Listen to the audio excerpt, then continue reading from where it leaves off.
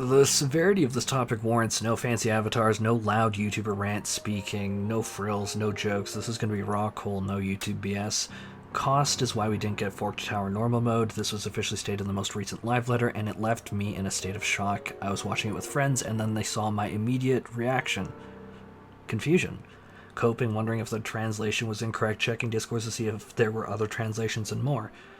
And this is the one joke I'll sneak in here. You could, in fact, say my wig was gommaged. Let's rewind. Media tour 1 year ago. I was invited and it was genuinely an amazing time, not just saying that. The venue in LA was gorgeous. The chicken that we had even had cute little purple flowers on it. The hotel was gorgeous. The computers we played on were spectacularly top tier. I was sitting right beside Xenosis as Yoshi P stated that 7.0 Dawntrail was about content difficulty and the reward rework for Final Fantasy XIV, where 8.0 we were told would address my personal biggest gripes that you hear me talk about all the time on this channel: job identity and gameplay. They explicitly stated that they did not want to mix the content rewards and difficulty revamp in 7.0 with job identity, so they're splitting them up.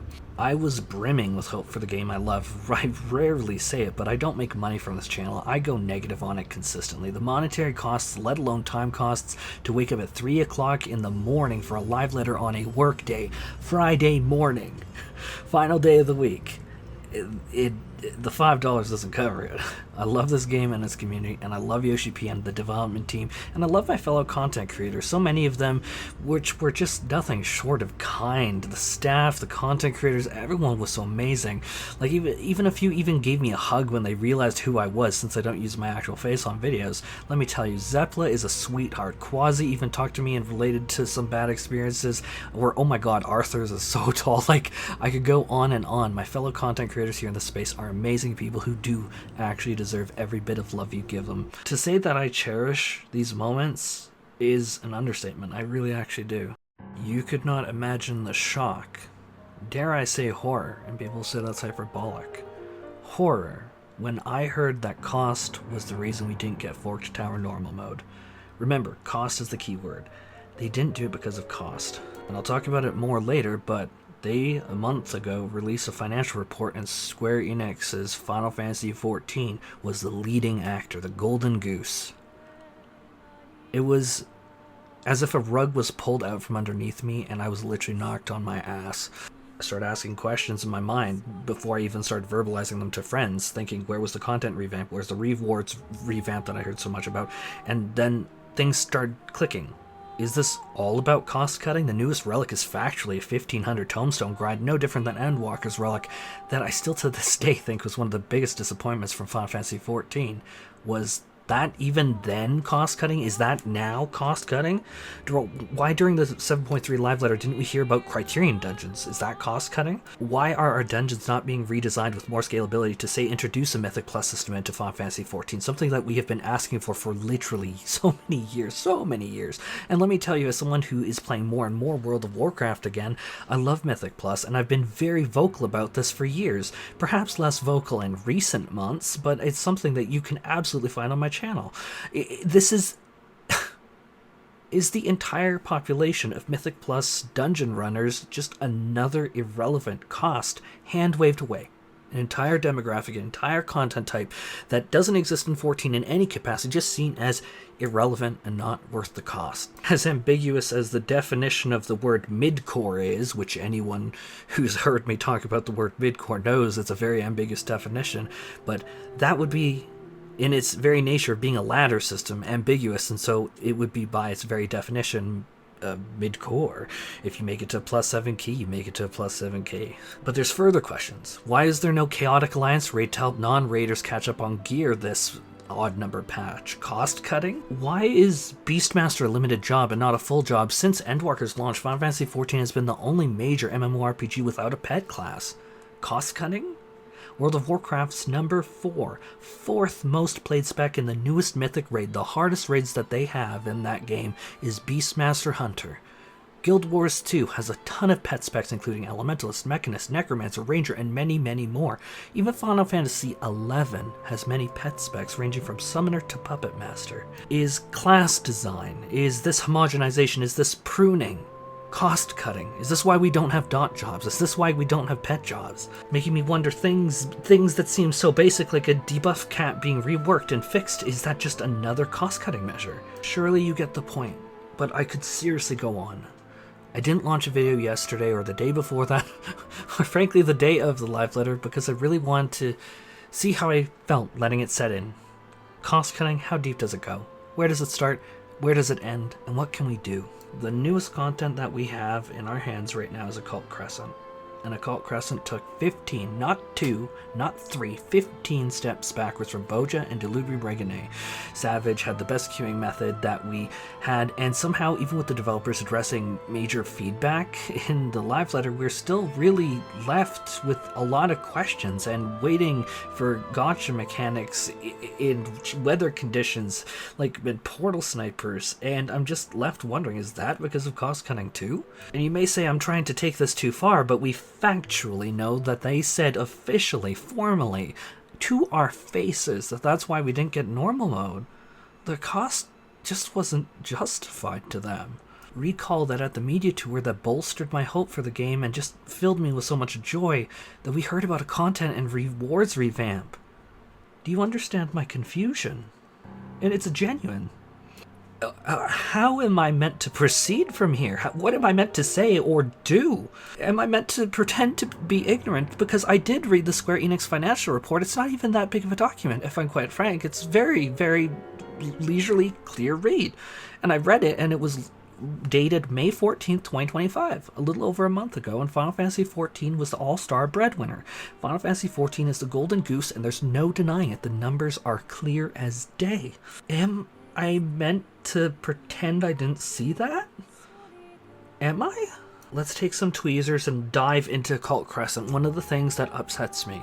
Phantom jobs. While the system is an awesome idea of subclassing like for Final Fantasy XI, the phantom jobs that we got that are in our hands today, the newest content that we have for casual players that hopefully was going to bridge the gap that we have been frankly missing for years. I've been complaining about since September 2023. The phantom jobs, they and of themselves, are homogenized and offer no unique gameplay. Cannoneer is not revolutionary. Ranger is not revolutionary. We're not experimenting with dots or pets or temporary pets or totems or different types of buffs or different gameplay systems. It's stuff that we've already seen. Cannoneer is basically Ruin 2 with more damage on it. And Ranger, it basically boils down to a 2-minute buff. Is this just cost cutting too? I am forced, with what I heard in the live letter, to ask the uncomfortable questions about the future of the game I love. A game I make content on and participate in a community and lose money on a monthly basis. I would actually have a net gain if I stopped making these videos. That is actually the truth. Don't tell me that is not the truth. I am basically subscribed and pay into this channel to get homophobic hatred thrown at me on a constant basis. People ripping me down endlessly. People shit-talking me, saying how I'm grifting and clickbaiting. And people being just flat-out cruel and demeaning, just treating me like their fucking punching bag. If you could do better, why don't you? I said it once before, and I said it again. I simply do this channel because I do love this game, the developers, my fellow content creators, and You don't know all the conversations I've had in the background. You don't know who I talked to. You don't know who I've consoled as they were crying when they were going through it.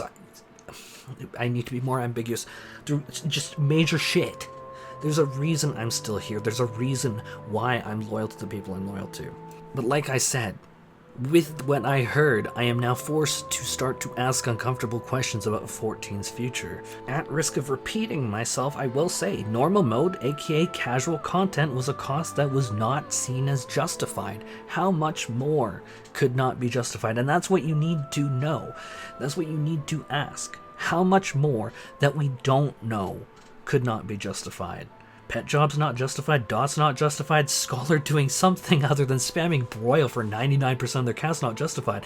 Obviously these are my own personal things, but this is also my video where I'm expressing myself, so of course they're going to be personal and what comes up to my mind first. Where's the gripping, meaty, casual content for years? I am forced to assume that that was just another thing where the cost was deemed unnecessary, that the casual players would still stay subscribed no matter what, so chop. Casual player base was hand-waved away as not worth the cost. That is my interpretation of Endwalker, and why the relic weapon was tomestones, or why it's tomestones yet again. Dude, like, it sucks. And like I said earlier, is the entire Mythic Plus community a massive, huge community from World of Warcraft not justified? And I state that World of Warcraft took Final Fantasy XIV's housing system and improved upon it. Where is the fight from Final Fantasy XIV's developers? Where's the fight? Return the favor in spades and take their Mythic Plus system and improve upon it. Where's the fight? That same vigor and wrath that propelled 14 from 1.0 to A Realm Reborn to where it eventually had Shadowbringers that shattered World of Warcraft and the WoW Exodus. Where did that fight go? And don't tell me Mythic Plus is just for casual players. I literally talk to streamers that would love to do it. Do you know how many streamers that I have personally one-on-one talked to in voice chat who would love to do this shit on their Twitch channel, but they can't because it doesn't exist? Where people are bored of the exact healing mid breakpoints and through. People want change. It's not just for the casuals. Is the fight simply not worth the cost anymore? How much do we, again, not know that was not done because of cost? That we as mere players could never know. I'm left just disheartened. You tell me. This is a question for you guys. A harsh lesson I learned, and this is about to get real. Do not love something or someone who does not love you. For those who are new to the channel, this might be your first video. I apologize for the lack of context, which I'm not going to get into here. But for those who have been around, you know how grave of a statement that is coming from me and how harsh a lesson that was. A lesson whipped into my back and etched upon my brain forevermore. You know it. I have a bad habit of sticking around and being abused, as evidenced before, and the abuse still hasn't stopped until I walked away. Am I still simply repeating that cycle? Why do I wake up at 3 o'clock in the morning just to be told to off myself because I'm gay? And that they prefer me only have video and stuff like that? How am I supposed to respond to that? Am I simply repeating that abusive cycle? Unfortunately, I suppose, while many may think the do not love something or someone that does not love you is a light statement because there's no cursing in it, it's probably the most devastatingly harsh critique I could give. Does that statement apply here? Only time will tell if we're loved enough to justify the cost to fix the issues. I suppose this one would be for Square Enix. Do you love the player base of Final Fantasy XIV enough